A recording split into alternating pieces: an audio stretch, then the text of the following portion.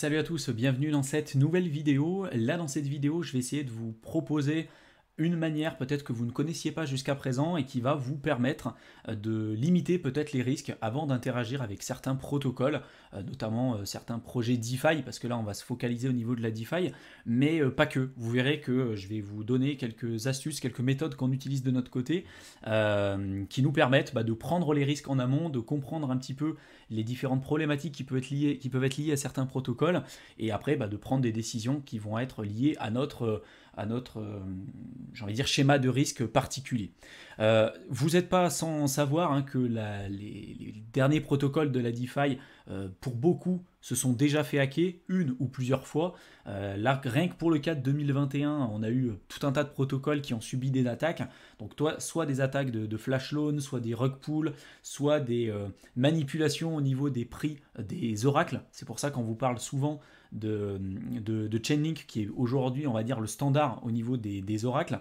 Et pour tous ceux qui ne savent pas ce qu'est un oracle, rapidement, en fait, c'est, on va dire, un protocole qui va vous permettre d'amener les données extérieures à la blockchain sur la blockchain, parce qu'aujourd'hui on arrive à créer des contrats intelligents avec des données qui sont dans la blockchain, mais si on veut ouvrir les protocoles et notamment créer, je veux dire des bêtises, mais tout ce qui est contrat d'assurance, etc., il nous faut en fait des données extérieures à la blockchain, et ça il faut les amener au sein de la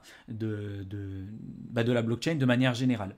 Et ce qui pose souci, c'est que si on veut créer une infrastructure décentralisée et que a posteriori on a une base de données qui est située dans des entrepôts chez Google, chez Amazon, chez Microsoft, vous comprenez bien que les données peuvent être manipulées, que ces entités-là, certes, elles pourront manipuler un peu le cours comme elles veulent, elles pourront faire clairement ce qu'elles souhaitent pour déclencher ou non certains contrats intelligents, parce que c'est elles qui seraient à la base de l'envoi des données et du choix des données. Donc le développement des oracles, ça serait permettre de créer une infrastructure pour contrôler les données, et ce de manière décentralisée, pour apporter ces données qui sont extérieures à la blockchain, intérieures ou extérieures à la blockchain, pour communiquer en fait les deux mondes, et ce de manière décentralisée. Donc vous avez tout un tas de protocoles aujourd'hui qui se sont fait attaquer. Alors on a eu des flash loans, par exemple des attaques de flash loans sur Ion Finance, on a eu Alpha Ormora, on a eu Mercat Finance, on a eu des rug pulls avec notamment le cas de Iron Finance que je vous avais déjà évoqué un petit peu plus tôt sur cette chaîne YouTube. On a eu Paid Network, on a eu EasyFi, on a eu Force DAO, on a eu Uranium, Spartan DeFi, Rari Capital. On a eu tout un tas de protocoles qui sont fait hacker, et là c'est que sur l'année 2021. Et à mon avis, on en est encore qu'au tout début, parce qu'il y a des protocoles qui se sont fait hacker plusieurs fois, il y en a d'autres qui ne se sont jamais relevés, il y en a d'autres qui ont corrigé les problèmes, mais qui peut-être se feront de nouveau attaquer par la suite. Donc en fait, on est vraiment aujourd'hui sur une phase expérimentale où les protocoles n'ont pas encore été réellement testés par le marché. Mais malgré ça, il y a quand même certaines entreprises qui y voient des opportunités pour apporter peut-être leurs expertises qu'ils avaient sur le marché traditionnel, sur le marché de la crypto, pour les aider à, j'ai envie de dire, avoir un protocole qui est un peu plus résilient. Et je vous ai parlé donc tout à l'heure des attaques des oracles, et donc ça pareil, ça fait partie des attaques les plus importantes. Les manipulations de cours d'oracle, ça fait partie des attaques les plus importantes aujourd'hui qu'on retrouve sur le marché des cryptos, d'où l'intérêt d'utiliser un oracle qui est aujourd'hui très utilisé, comme notamment le standard aujourd'hui qui est clairement Chainlink, avec 95% du marché, 95% du volume, une adoption importante par rapport à tous les autres types d'oracles qui représentent à peine 5% du marché des oracles, voilà, tout simplement. Donc aujourd'hui, il y a des entreprises qui y voient une opportunité importante pour apporter leur expertise sur le marché des crypto-monnaies, pour faire en sorte d'améliorer la résistance des protocoles vis-à-vis de certains hacks, etc. Donc je vous mettrai tous les liens encore de ces différents articles dans la description de la vidéo. Vous verrez qu'il y a plein d'entreprises aujourd'hui qui parlent ouvertement de leur implication dans l'écosystème blockchain, mais ça fait plus de 5 ans en fait en réalité qu'elles sont qui sont dessus. Vous, en fait, comment vous pouvez faire aujourd'hui à votre niveau, parce que vous n'êtes pas développeur, d'ailleurs je ne le suis pas non plus, je ne suis pas développeur, et donc comment on peut faire, nous, en tant que personne lambda, pour pouvoir décider d'analyser un protocole DeFi ou peu importe, pour comprendre les risques qui peuvent exister, sans pour autant avoir une barrière importante liée peut-être au jargon technique, à la technicité peut-être de l'analyse de certains projets, parce que c'est peut-être pas forcément inné à tout le monde, et tout le monde n'a pas aujourd'hui la possibilité de lire le code. Sachez que sur CoinMarketCap, aujourd'hui, vous avez la possibilité d'avoir accès à notamment un onglet qui s'appelle Audit. Donc vous avez ici un onglet audit par Certic, qui est aujourd'hui une entreprise liée à la sécurité sur le marché des crypto-monnaies, important, et qui analyse beaucoup de projets crypto. Donc ils analysent les contrats intelligents, les problématiques liées aux oracles, et tout ce que je vous ai évoqué en fait jusqu'à présent, hein, les rug pools, etc., etc. Donc tous les projets aujourd'hui n'ont pas été analysés par Certic, mais vous, en tout cas, vous allez avoir la possibilité, avec cette entreprise, déjà d'avoir une vision objective s'il y a eu des failles critiques importantes qui sont liées à l'utilisation de ces différents protocoles. Donc pour le cas par exemple de Binance Coin, si je clique ici sur l'onglet Certic, ça va m'ouvrir cette fenêtre-là. Et on voit que déjà sur 100, on a un score de 94%, ce qui est quand même un bon score. Et petite parenthèse aujourd'hui, c'est pas parce que vous allez analyser et avoir un score, je dis même des bêtises, de 100%, que vous n'allez pas avoir de risques. Il y a plein d'autres risques que j'ai évoqués sur des précédentes vidéos, comme notamment les risques liés aux clés admin, des risques liés aux contrats intelligents peut-être qui n'ont pas été étudiés sur Certic, etc. Il y a tout un tas de problématiques aujourd'hui qui peuvent très bien ne pas être visibles ni analysées par l'entreprise que je viens de vous évoquer. Et pour autant, ces risques sont bien existants. Donc c'est pas parce que vous pouvez avoir un score de 100% que le risque est inexistant. Mais néanmoins, ça reste quand même plus rassurant que si on avait un score, je dis des bêtises, de 50 sur 100. Donc pour le cas de Binance Coin, par exemple, on voit qu'on a quand même un score de 94 sur 100. En dessous, on voit qu'ils ont analysé tout un tas de paramètres, donc les données on-chain, le social engagement, l'autonomie avec la gouvernance au niveau du token, la volatilité du marché, bref, ils ont analysé plein de choses. Et en dessous, vous pouvez avoir justement le scoring sur ces différentes interfaces. Ça va vous permettre d'avoir une vision un petit peu plus objective des données qu'ils ont pu déjà analyser dans un premier temps.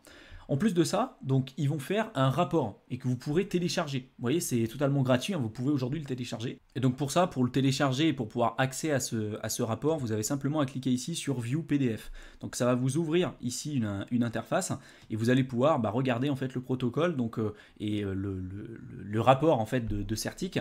Donc au début, vous allez avoir une table des matières. Il y aura des points assez technique, avec du code, etc. Et ça, je vous invite pas forcément à le lire, parce que si vous n'êtes pas professionnel, ça va être compliqué pour vous. Nous, ce qui nous intéresse au début, c'est surtout les premières pages. En fait, à chaque fois, les premières pages que vous allez pouvoir retrouver. Donc, vous avez différentes vulnérabilités avec une classification des différentes vulnérabilités. Soit elles sont faibles, moyennes ou critiques. Si c'est critique, c'est que là, vraiment, il y a des risques vraiment inhérents au niveau du protocole, des risques à la fois pour les administrateurs, mais également aussi au niveau des utilisateurs du protocole.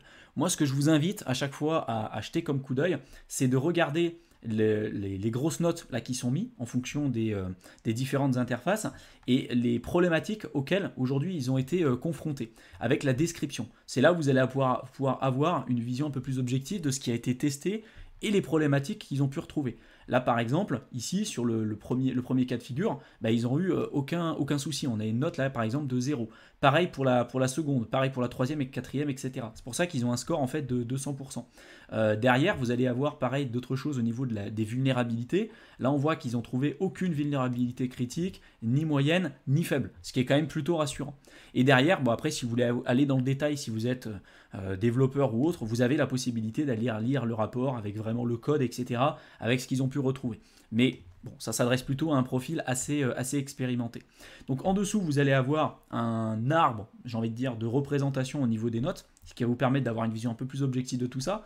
Et en dessous, vous allez avoir le sentiment. Et donc pour ça, en fait, ils vont analyser sur les différents réseaux sociaux, par exemple sur Twitter, sur certains sites, les mots-clés qui sont utilisés par rapport au projet en question. Donc si par exemple sur un projet on va avoir beaucoup de mots comme hack, risque, etc., pour eux ça va être des signes un petit peu importants pour noter, j'ai envie de dire, dans la pensée des gens, dans la pensée commune, le ressenti qu'on peut avoir sur certains protocoles. Donc derrière, vous pouvez avoir ces données sur les 7 derniers jours, les 30 derniers jours, les 14 derniers jours. Vous pourrez vous amuser de regarder, par exemple, sur certains protocoles qui se sont fait hacker, les données qu'on peut retrouver avec des données qui sont soit positives, neutres ou négatives. Et généralement, les données négatives qui remontent sur des projets qui se sont fait hacker, c'est quand même bien plus important. Bon, là, pour le cas du BNB, c'est absolument pas le cas. Donc on est plutôt sur des données principalement neutre parce que il y a des projets comme par exemple juste BNB, bah en fait on est plutôt neutre en fait, il n'y a pas vraiment de, c'est un mot-clé certes qui part du projet BNB mais il n'y a pas vraiment d'informations plus spécifiques à retirer de tout ça. Ensuite vous allez avoir des données un peu plus importantes sur le nombre d'utilisateurs, le nombre d'événements qui ont pu être mis en place, pareil le nombre d'adresses aujourd'hui avec le nombre de transactions qui ont pu être effectuées, etc., etc. Des informations liées à la gouvernance du token, pareil si vous voulez jeter un coup d'œil là-dessus. Tout ce qui est lié à l'aspect sécurité, ça c'est vraiment ce qui nous intéresse nous. Donc si par exemple là le score total on est sur 90 sur 100, là on voit que là où il y a un risque important selon cet article, c'est vraiment lié à la décentralisation. Et on le sait, hein, le BNB c'est aujourd'hui émis par Binance, qui est une plateforme centralisée, donc forcément qu'au niveau de la décentralisation, c'est clairement pas le top projet, quoi. Donc ils ont analysé 15 points spécifiques, et ces 15 points, vous pouvez les retrouver ici. Donc les incidents liés au hack, les problématiques liées à la décentralisation, et là ils disent justement qu'on n'est pas top au niveau de la décentralisation.